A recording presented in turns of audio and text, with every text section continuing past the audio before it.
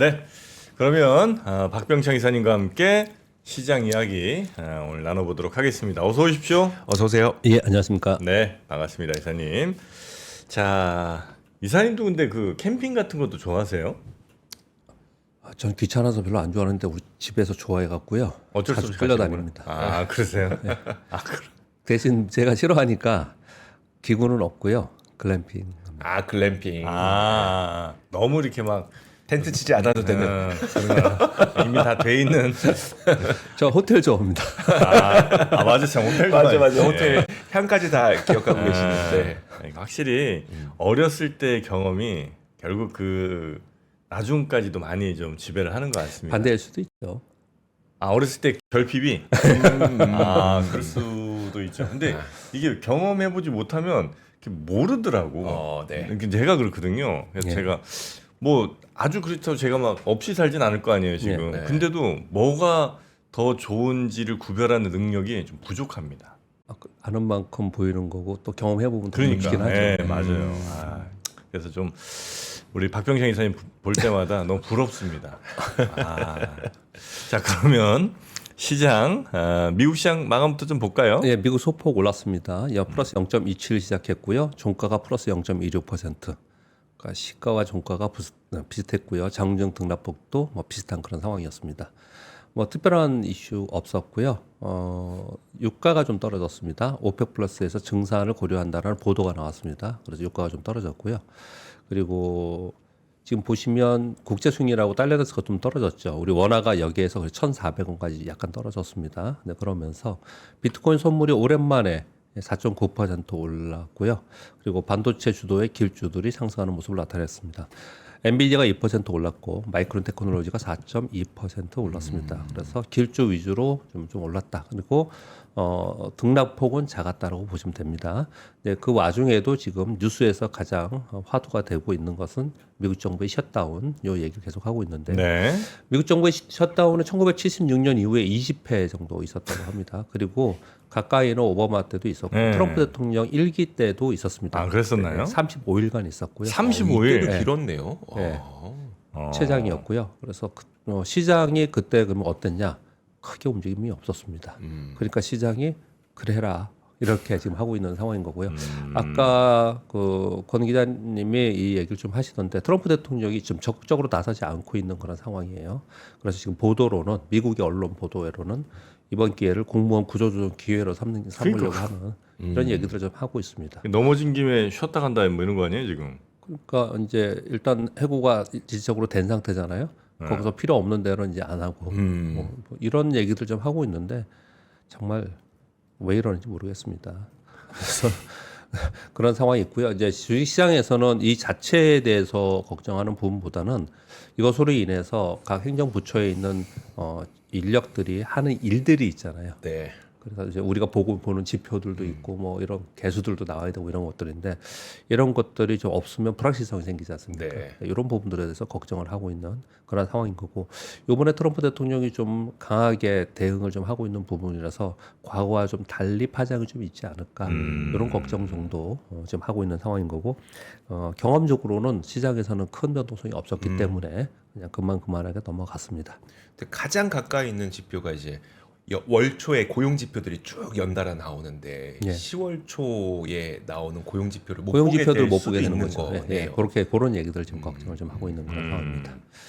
어제 우리 시장은 하루 만에 반등을 좀 했습니다. 코스피 1.3% 올랐고요. 코스닥이 1.38% 올랐는데 하루 만에 외국인들이 현선물 매수를 다시 해줬습니다.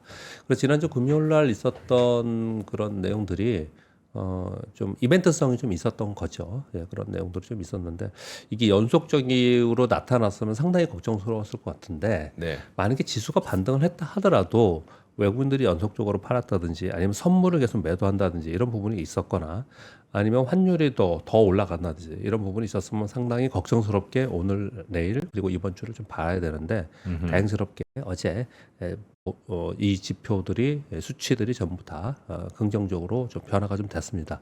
외국인들이 선물 현물 동시에 매수해줬고요. 비차이 프로그램 매수도 어제 들어왔습니다. 비차이 프로그램 매수가 약 7천억 정도 들어왔고요. 그리고 어제 특이한 점은 국내 기관들 중에 금융투자를 뺀 사모펀드와 연기금, 투신에서 대거 매수를 했는데 네이버를 많이 사지 않았나 이렇게 생각은 좀 듭니다. 네이버요? 예. 아. 제가 이게 지금 금융투자랑 사모펀드, 연기금, 투신 지금 투신은 없습니다. 운영사인데 그냥 투신으로 지금 되어 있어요. 그래서 얘기를 하는 겁니다. 네. 근데 사모펀드, 연기금, 투신 요 조합으로 액티브가 움직이는 게 중요하다 그러고 제가 따로 구분해서 기관을 따로 맨날 불러드리잖아요. 네. 왜 그런지 오늘 하나 보여드릴게요. 이게 네이버입니다. 네이버가 9월 25일 날 11% 오르고 그 발표되고 나서요. 두나무의 합병 발표 나서 그 다음에 좀 주춤거리다가 어제 7% 올랐어요. 그러면 지금 3일 동안 20% 넘게 올랐습니다. 근데 옆에 밑에 수급을 보세요. 그 전에 투신 보세요. 뭐 산 게 없었어요. 31만 주, 30만 주, 17만 주. 네. 연기금은 팔다가 20만 주, 21만 주, 20만 주. 사모펀드는 더 강력하게, 좀 심하게 하면 더 무식하게 55만 주, 20만 주, 12만 주. 이 액티브가 움직여서 개별 종목이 움직이는 건 다 이 조합으로 움직여요. 그래서 이 조합으로 알고리즘 만들어서 거래하는 쪽도 있고 그래요. 그래서 항상 기관들의 수급은 누가 사는지가 굉장히 중요하고요. 이 조합이 한꺼번에 사느냐, 어떤 데는 빠져서 사느냐, 그리고 사모펀드는 어떤 성향을 갖고 거래하느냐, 투신에서 들어오면은 얘들이 주가 움직이면 어떻게 움직이느냐, 이게 다 달라요. 네. 그래서 그냥 제가 이 얘기를 굉장히 여러 번 드리고 있는데 진짜 여러 번 정도가 아니고 그냥 수도 없이 했는데 이번 네이버 올라가는 거에 수급을 딱 보세요. 명확하게 나타났죠. 이런 부분들이요. 그래서 그 부분을 말씀을 드리는 거고요. 그리고 어제 이렇게 많이 샀던 거는 상당 부분 네이버에 들어온 부분이 좀 있지 않았을까. 그렇게 시황 설명하면서 연결해서 그 부분도 설명을 좀 드립니다. 그리고 삼성전자가 1%, SK하이닉스가 3.7% 반등을 했고요. 그래서 반도체 소부장이 강세를 보였습니다. 바이오 쪽에서는 일동제약의 경구용 비만치료제 임상 1.3 성과를 공개했는데 양호하게 발표가 됐습니다. 그래서 상한가 들어갔다가 약간 밀려서 27% 됐고요. 한미약품도 상한가까지 갔었나? 그랬다가 약간 밀리고 뭐 그런 식으로 그래서 이 관련된 섹터의 종목들이 같이 움직이는 그런 특징을 어제 보였습니다. 그리고 네이버가 강세를 보였고 두나무도 장외에서 거래가 되죠. 그래서 장외 거래하는 쪽이 또 있죠. 네. 플랫폼이 있습니다. 장외 거래에서 두나무도 어제 강세를 보이면서 두나무가 한 4년 만에 최고가를 지금 경신하는 그런 두나무가요? 예, 근데 거래를- 소식 나오자마자는 두나무가 맞아. 떨어졌었잖아요. 예, 예. 그러면 이제 합병 비율 얘기하면서 네. 교환 비율, 한 20% 빠졌었는데 그때. 교환 비율 때문에 걱정을 했던 거예요. 예. 근데 올라간 거는 그러면 지금 뉴스 플로우를 계속 보니까 음. 두나무의 회장 송치영 네네. 회장이요? 송치영 대표. 네, 네. 송치영 회장이 지배력을 갖는 쪽으로 얘기 좀 하고 있고 그리고 계속 나오는 얘기들이 이거 두나무의 지분을 갖고 있는 사람들이 피해가 될 수 있다라고 처음에 우려를 했는데 네. 야 그렇게 되면 이거 반대할 수도 있고 이게 잘 안 될 수도 있습니다. 그래서 그렇지 않을 것이라는 쪽으로 이제 가고 있는 상황인 거예요. 그래서 두나무 쪽에 힘을 좀 많이 실리는 그런 상황이 좀 됐습니다. 그래서 두나무 관련주 우리 기술이 20% 올랐고요. 그리고 하나투자증권이 지분을 갖고 있죠. 17% 올랐습니다. 그리고 어제 유리기판 얘기가 나왔는데 이건 사실 큰 뉴스 자체는 큰데 이게 바로 진행되는 이런 부분은 좀 아닌데 이게 뒤에 있지만 한번 먼저 말씀드려볼까요? 한참 뒤에 있는데 테슬라하고 애플이 유리기판 도입을 타진하고 있다라는 보도가 있었습니다. 이건 근데 유리기판은 늘 관심이 있어요. 그래서 뉴스 나올 때마다 이렇게 움직이는 것 같아요. AI 반도체와 데이터 센터 성능 개선을 위해서 유리기판 도입을 타진하는데 이 양사의 담당자들이 최근에 유리기판 제조사와 미팅을 갖고 기술을 좀 보고 협력 방안을 논의하고 갔다라는 거예요. 그래서 애플은 AI 서버와 데이터 센터에 활용하고 테슬라는 로봇과 FSD의 활용을 검토하고 있다. 이런 보도들이 좀 있었습니다. 그러니까 이 길로 가는 건 맞는 것 같아요. 유리기판으로 가려고 하는 것 같아요. 네. 전체적으로. 그래서 이런 뉴스가 어저께 나오면서 유리기판 관련주들도 어제 비교적 큰 폭으로 상승을 했고요. 지금 정부 자원 이름 정확히 뭐였죠? 이번에 국가정보 화재. 국가정보자원. 예, 뭐 그런 내용들과 함께 지금 보안주들이 좀 더 오르고 그래서 파이오링크 상한가하고 관련주들이 좀 올라가는 그런 모습을 나타냈습니다. 백업이 뭐 상당 부분 있을 거라고 생각하는데 만약에 없었다면 이번에 좀 비판 받아야 되고 백업을 하겠죠. 금융회사들 백업에 어마어마한 돈을 쓰면서 백업하거든요. 네. 국가는 당연히 그렇게 해야겠죠. 그러니까 그쪽에 한 테마가 이루어지는 거죠. 비용이 들 거 아닙니까, 그쪽에. 그렇죠. 예, 그런 내용들이 나왔고요. 다행스럽게 어제는 하루 만에 반등을 좀 주었고요. 환율도 좀 내려왔고 외국인들이 다시 사주고 하는 모습이 좀 나타나서 다시 원래대로 갔는데 그 핵심에는 여전히 반도체 쪽이 있었고 일부 테마가 형성이 됐다. 그렇게 네. 설명을 드리겠습니다. 근데 지금 뉴스를 이렇게 보면요, 특히 이제 외신 뉴스들을 보면 미국 시장 고평가라고 하는 뉴스가 진짜 많이 나와요. 진짜 월가에서 걱정을 되게 많이 한다는 거예요. 이 부분에. 그리고 AI 투자의 버블론도 계속 나오고 있는 상황인데 이 AI 투자 버블론보다도 주시장이 고평가됐다는 얘기는 끊임없이 나오고 있는 상황이거든요. 네. 사실 1분기에도 그랬죠. 1분기에도 레이달료가 전부 다 팔았다 그랬잖아요. 네. 싹 팔고 그냥 현금만 가지고 있는 상황이고 지금 워렌 버핏도 거의 현금을 가지고 있는 상황이에요. 그래서 이제 계속 고평가 얘기가 나오고 있는 그런 상황인데 시장은 여전히 계속 견조한 상황이 좀 있지 않습니까? 그런 부분들을 뭘로 설명할 수 있느냐 보면 그 핵심에는 AI가 있는 거고요. 그리고 저변에는 시장에서 지금 믿고 가려고 하는 것은 금리 인하 그리고 트럼프의 감세 등으로 유동성이 추가적으로 부과가 될 거다. 이런 부분들을 하고요. 그런 유동성이 풍부한 상황에서 있기 때문에 전체적으로 좀 다 오르는 거잖아요. 네. 올해 금이 올해만 45% 올랐대요. 정말 굉장히 특이한 상황이에요, 이건요. 금이 예. 올해만. 이거 정말 특이한 경우입니다. 은이 60% 올랐고요. 보통은 금은 안전자산이라고 그래서 이 보통 위험자산하고 좀 이렇게 반대로 움직이거나 아니면 뭐 위기가 발생하거나 이럴 때 더 이제 단기 급등하고 이런 현상이 벌어지는데 올해는 시장도 계속 좋고 이런 상황 속에서 이렇게 올라가고 있어서 이 제가 생각하기에는 지금 시장의 현재 상황에서는 좋아 보이고 시장도 좋고 여전히 장밋빛 전망을 하고 있지만 계속 올라가면 올라갈수록 반대급부로 두려움이 있는 것 같아요. 네. 그래서 한쪽으로는 다른 쪽으로 계속 해지를 하려고 하는 것들이 이런 현상이 나타나지 않나라는 생각도 좀 한편으로 좀 3,850달러네요 온스당. 3,800원. 이거 3,000 넘었다고. 야, 금 3,000 넘었다. 뭐 이런 게 뭐 몇 달 전인 것 같은데. 그러니까요. 올해 45%니까 금 가격이. 와. 그래서 우리나라가 금이 글로벌 시세보다 더 높대잖아요. 네. 우리나라가 더. 네, 이거 우리나라 더 더 사재기가 나타나서 더 높다고. 실물이 부족해서. 네, 그렇게 얘기를 하고 있다고. 얼마나 반대로 얘기하면 돈 가치가 지금 다 지금 증발하는 거 아니에요, 그죠? 그렇죠. 그러니까 부동산 올라, 주식 올라, 금 올라, 예. 모든 자산이 다 오르면 예. 결국 현금만 지금 예, 제일 떨어지는 거죠. 예. 현금 가치가 뭐 특별히 뭐 측정하기는 어렵겠습니다. 뭐 그냥 무조건 한 10%는 날라간 것 같은데 올해. 그러니 뭐 존 프로님도 이런 이제 인사이트가 있으시니까 그런 말씀을 하겠지만 제가 만약에 이런 방송이 아니고 학교에서 애들한테 가르치고 있다. 네. 그러면 이론적으로 가르쳐야 될 거 아니에요. 네. 이런 문제가 발생이 되는 것은 우리가 그냥 매일 일상에서 못 느끼지만 중대한 변화가 생기는 거고 그 핵심에서 스테이블 코인이 나왔다고 생각을 해요. 저는요. 그래서 굉장히 큰 변화가 생기는 그 과정에 있다. 근데 그 과정 속에서 한 축에는 자본시장이 있는 거고 한 축에는 기술 혁신이 있는 거예요. 네, 네. 지금 이제 그렇게 가고 있는 건데 아침이니까 그 정도 말씀을 드리고 우리는 네. 여기까지 끝내고요.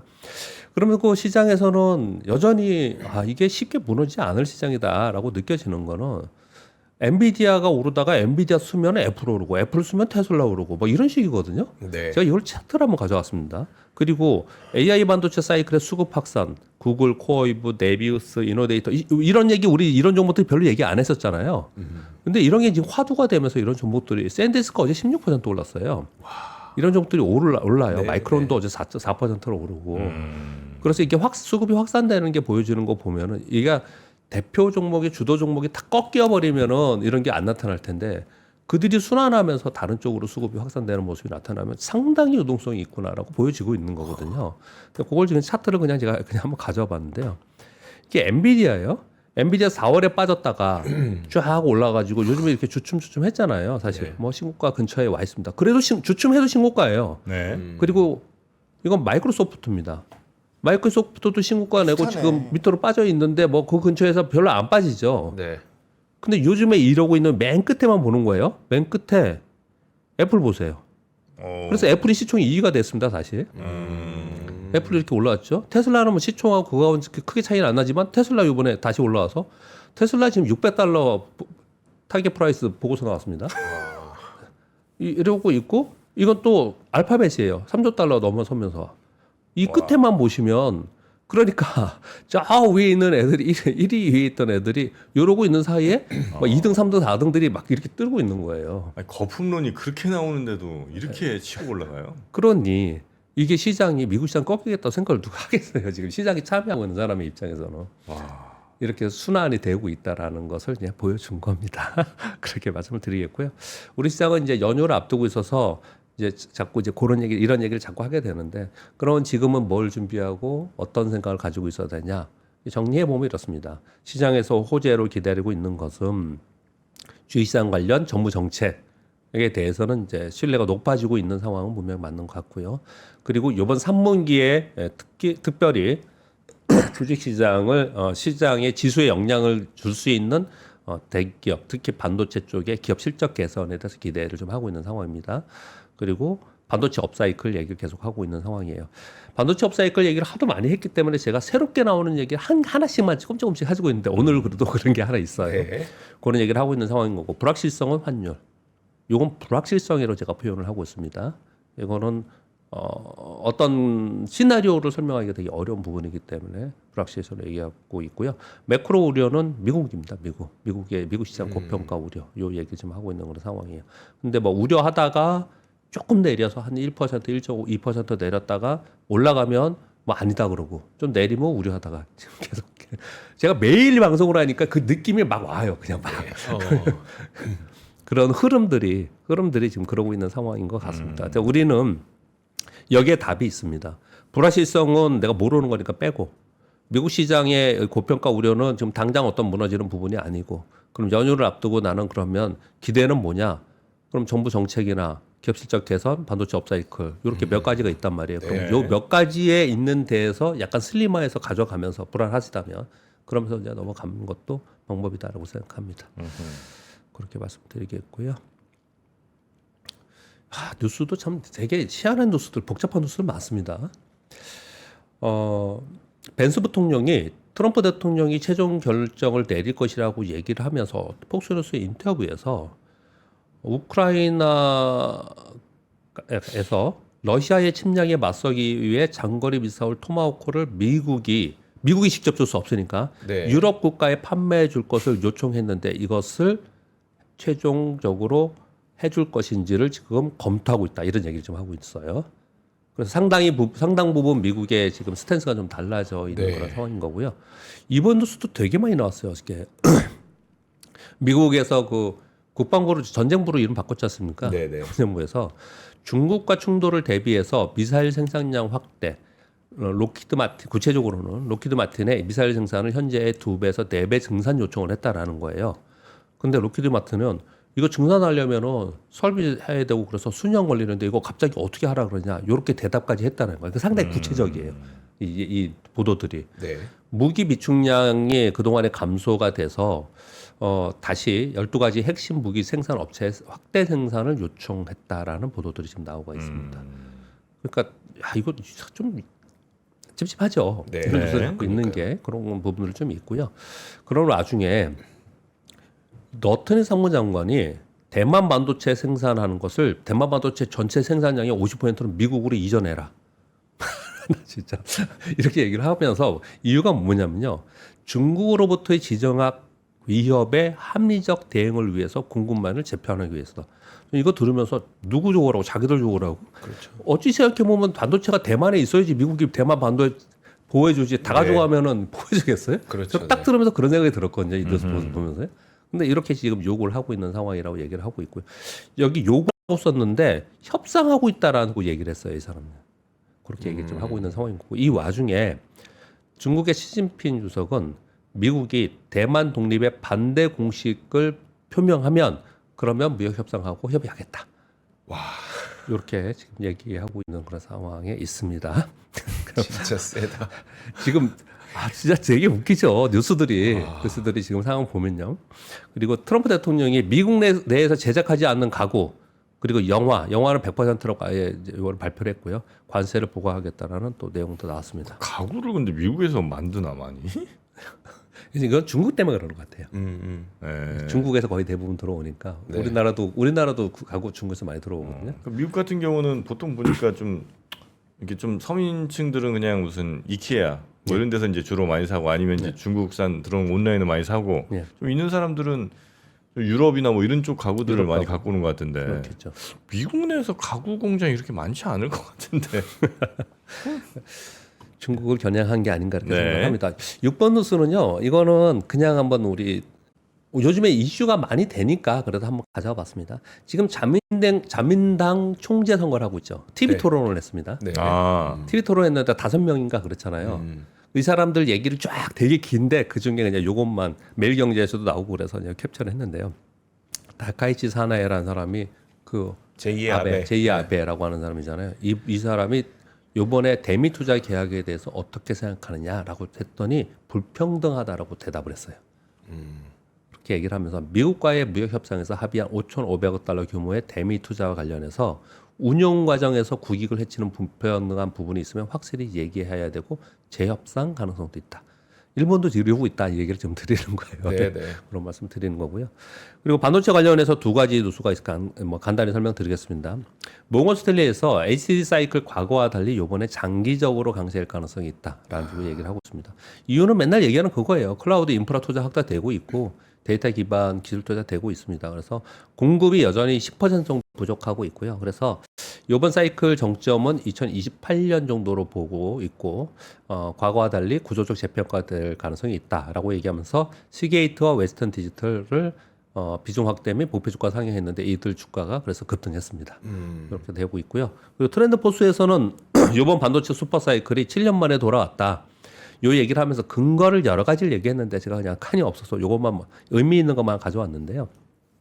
요번 3분기 말이 지금이잖아요. 3분기 말 기준으로 해서 세계 디램 제조업체의 평균 재고가 약 3.3주 정도. 네. 역대 최저.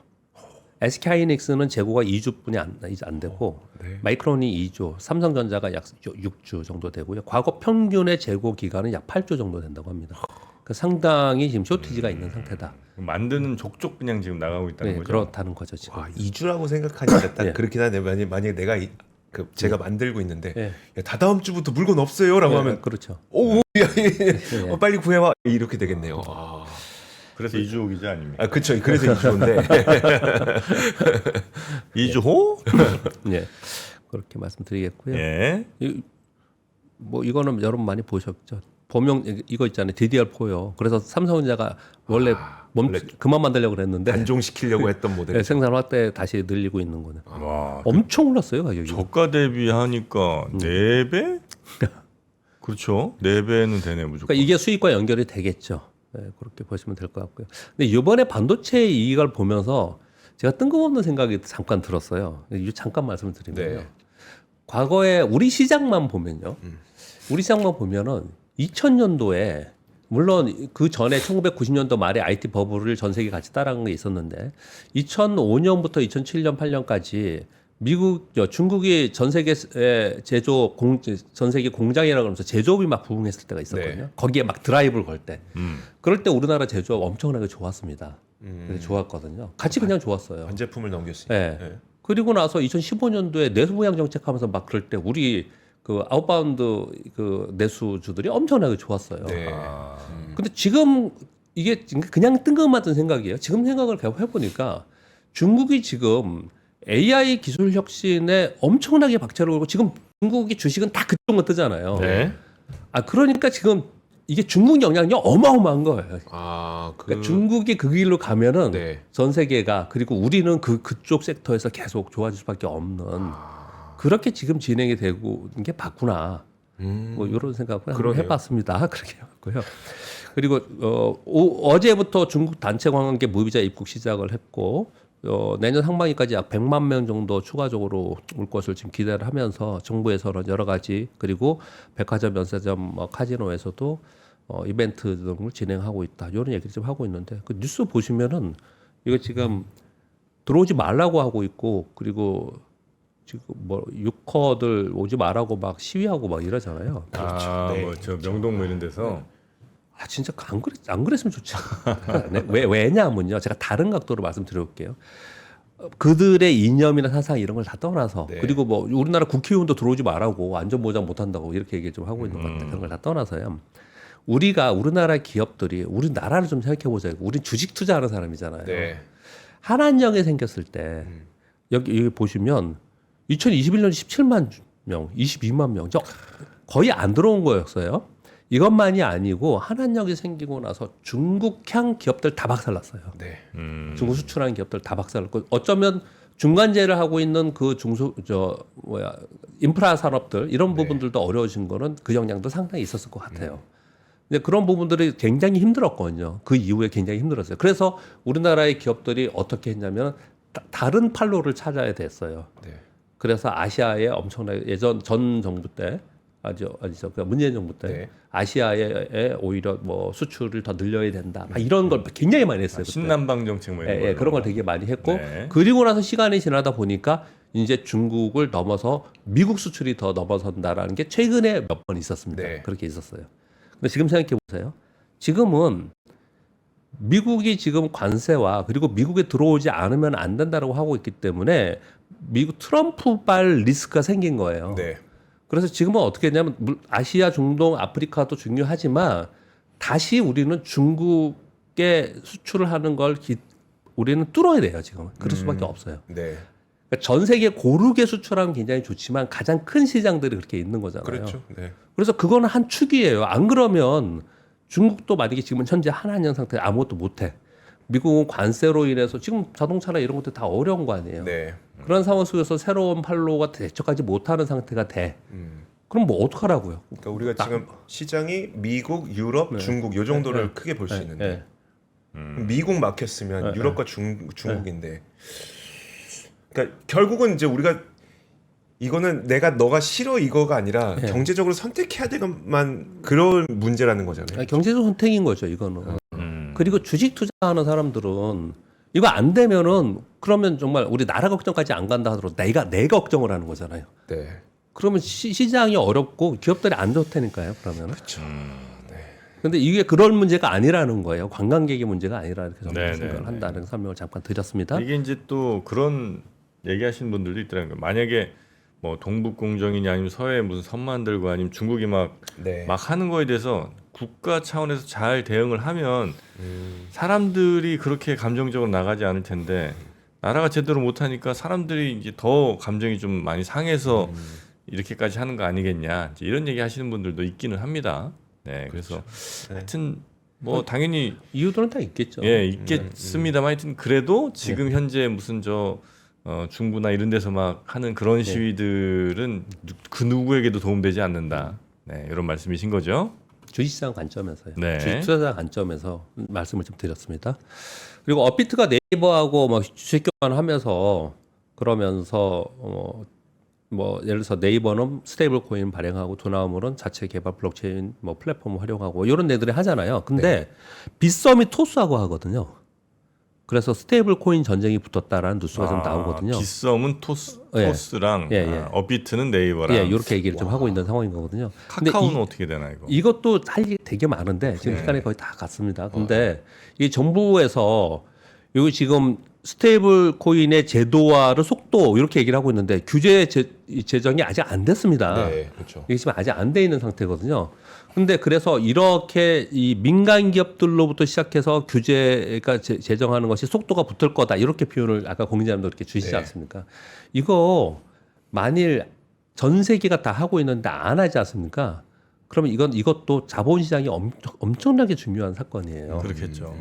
이게 그럼 만약에 원화가 안 되고 스테이블 코인이 전 세계 USD로 네네. 또는 N으로 막 이렇게 거래가 막 되고 있는 이 온라인 세상에 디지털 세상에 이러고 네. 있는데 원화가 없어?